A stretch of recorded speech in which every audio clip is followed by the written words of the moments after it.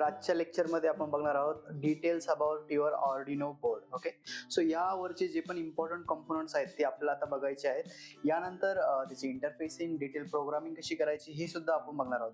But आता आपल्याला काय बघायचं की त्यावरती कोणते कंपोनंट आहेत आणि त्याचे फंक्शन काय बघा. सो या ठिकाणी जर तुम्ही बघताय तर हा आहे तुमचा मायक्रो कंट्रोलर जो असणार आहे तुमचा 8 मेगा 328. ओके, चला जर आपण लिटल बिट झूम केलं तर तुम्हाला इथे दिसेल की हा आहे तुमचा 8 मेगा 328 नावाचा मायक्रो कंट्रोलर. सो हा जो बोर्ड आहे याची साईज क्रेडिट कार्ड पेक्षाही छोटी आहे जर तुम्ही असं बघायला गेलात तर.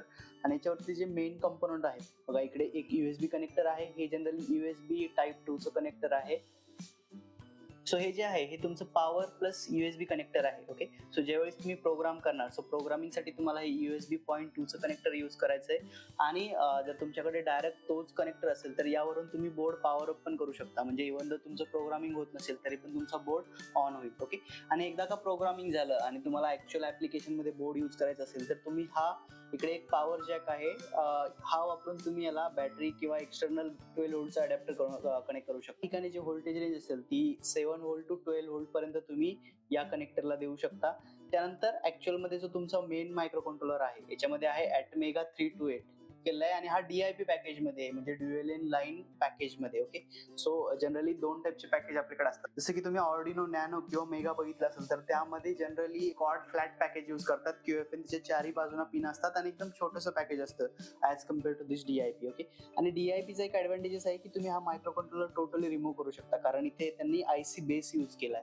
ओके, जर तुम्हाला कळलं तर हा IC बेस आहे. सपोज तुमच्याकडून काही कारणामुळे हा तुमचा मायक्रो कंट्रोलर बर्न झाला किंवा डॅमेज झाला तर तुम्ही फक्त हा IC रिप्लेस करू शकता without any soldering process. Okay, so इकडे बघा तुम्हाला अजून एक 6 पिन दिसतात. तर हे काय असतं तुमचं ISP हेडर असतं आणि याचा यूज काय असतो, जनरली जेव्हा तुम्ही हा बोर्ड एखाद्या असेंब्ली लाईन मध्ये असेंबल करता मॅन्युफॅक्चरिंग मध्ये, सो त्याच वेळेस तुम्ही हे 6 पिन वापरून त्याला प्रोग्रामिंग करू शकता without any USB communication. Okay, त्यानंतर या साईडला बघा ही तुमची पॉवर सप्लायची IC असेल. इकडे तुम्हाला दिसेल छोट्या पिनची 4 पिनची IC आहे तुमची पॉवर सप्लायची. त्यानंतर या साईडला तुमचं एक रिसेट बटन आहे जे तुम्ही हार्ड रिसेट करू शकता तुमच्या पूर्ण बोर्डला. त्यानंतर या ठिकाणी एक छोटीशी IC दिसते, SMT IC आहे छोट्याशा पॅकेज मध्ये. ती असणार आहे तुमची USB टू UART कम्युनिकेशनसाठी प्रोग्रामिंग करतो. सो प्रोग्रामिंग करताना आपलं जे कम्युनिकेशन प्रोटोकॉल असेल तो USB असतो इथपर्यंत. त्यानंतर आपला जो 8 मेगाचा AVRचा जो मायक्रो कंट्रोलर आहे तो डायरेक्ट USB ला सपोर्ट करत नाही, USB कम्युनिकेशनला. सो त्या केसमध्ये आपल्याला काय करावं लागतं, एक सिरियल ट्रान्सलेटर यूज करायला लागतं आणि ते काय करतं तुमच्या USB डेटाला UART डेटामध्ये कन्वर्ट करतं आणि त्यानंतर तुमचे सिग्नल या मायक्रो कंट्रोलरला रिसीव्ह होतात. त्यानंतर इथे एक क्रिस्टल आहे. आपण बघितलंय की मायक्रो कंट्रोलरला जनरली एक्सटर्नल क्रिस्टल कनेक्ट करावं लागतं.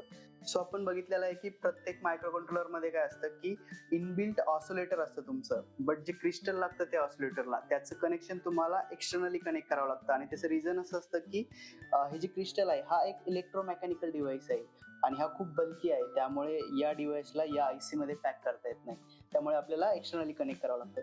त्यानंतर इकडे LED आहेत जे काय करतात की तुम्ही ज्यावेळेस सिरियल कम्युनिकेशन मध्ये तुमचा डेटा ट्रान्समिट किंवा रिसीव्ह होतो त्या केसमध्ये तुमचे हे LED ब्लिंक होतात. त्यानंतर इकडे पुन्हा एक LED आहे जो की तुमच्या GPIO 13 ला कनेक्टेड असतो. याला म्हणतात on board LED. Okay, so तुम्हाला जर सिम्पल प्रोग्राम करायचा असेल LED इंटरफेसिंगचा किंवा LED ऑन ऑफचा आणि त्या केसमध्ये जर तुमच्याकडे LED नसेल, बाहेरून तुम्हाला एक रजिस्टर कनेक्ट करावं लागेल, 2 वायर्स लागतील, त्यानंतर तुम्ही तो LED ब्लिंक करून बघू शकता. बट विदाउट LED ऑल्सो तुम्ही हा प्रोग्राम रन करून चेक करू शकता. आणि त्यासाठी तुम्हाला काय करायचंय, हा जो बिल्ट इन LED आहे आपल्या बोर्डवरती हा तुम्ही त्या प्रोग्रामिंगसाठी यूज करू शकता. त्यानंतर हे तुमचे GPIO पिन्स आहेत ज्या तुम्हाला इंटरफेससाठी यूज करायच्या आहेत. बघा इकडे पुन्हा हे 2 SMD कॅपॅसिटर आहेत. जनरल हे कशासाठी आहेत, हे तुमच्या पॉवर सप्लायचा पार्ट असतो. मायक्रो कंट्रोलरच्या ऍप्लिकेशनसाठी खूप स्टेबल आणि नॉईज फ्री पॉवर सप्लायची रिक्वायरमेंट असते. त्याच्यामध्ये जर खूप जास्त नॉईज असेल तुमच्या पॉवर सप्लायमध्ये तर तुमचा बोर्ड प्रॉपरली वर्क करणार नाही. आणि त्यासाठी तुम्हाला काय करावं लागतं, काही फिल्टर सर्किट ऍड करावं लागतं बिफोर मायक्रो सप्लायच्या पॉवरच्या पिनच्या आधी. आणि त्यासाठी इकडे हे बल्क कॅपॅसिटर यूज करतात की काही व्होल्टेज ड्रॉप असेल किंवा काही नॉईज असतील तर ते हे कॅपॅसिटर काय करतील तुमचे बायपास करेल आणि प्युअर DC व्होल्टेज तुमच्या कंट्रोलरला प्रोव्हाइड करेल. ओके, त्यानंतर या साईडला बघा, इथं जर तुम्ही बघितलं तर या साईडला बघा इकडे काही पिन्स आहेत, IO रेफरन्स, त्यानंतर रिसेट, त्यानंतर 3.3 व्होल्ट, 5 व्होल्ट सप्लाय, त्यानंतर ग्राउंडच्या 2 पिन आहेत आणि इकडे एक व्हीन आहे. व्हीन म्हणजे जे सप्लाय तुम्ही देताय सेम व्होल्टेज तुम्हाला इकडे मिळेल. सपोज तुम्ही इथे 9 व्होल्ट देत असेल तर सेम 9 व्होल्ट व्हीन मिळेल. 5 व्होल्ट येत असेल तर 5 व्होल्ट मिळेल आणि हे सप्लाय तुम्ही अदर सर्किटसाठी यूज करू शकता. त्यानंतर इकडे खाली बघितलं तर आपल्याकडे 5 अॅनालॉगचे पिन आहेत, A0 to A5. सो या अॅनालॉगच्या pin is nothing but your input to analogue to digital converter. तुमची जी एडीसी आहे त्या एडीसीच्या याला हे 5 इनपुट आहेत आणि तुम्ही हे directly as a analog signal read करू शकता युझिंग दिस 5 लाईन्स. तर इकडे ए रेफरन्स, ग्राउंड आणि पुन्हा 13 GPIO पिन आहेत ज्या की तुम्ही ॲज अ डिजिटल इनपुट म्हणून यूज करू शकता. त्यानंतर इथे तुम्हाला एक सिम्बॉल दिसतो बघा GPIO पिनच्या समोर. तर ह्या ज्या पिन आहेत ह्या तुम्ही ॲज अ PWM म्हणून कॉन्फिगर करू शकता. सो इथं दिले बघा की डिजिटल PWM पिन. त्यानंतर खाली 0 आणि 1 या 2 पिनला नाव दिलंय RXD आणि TXD आणि या पिन तुम्ही ॲज अ UART मध्ये सिरियल ट्रान्समिशनसाठी यूज करू शकता.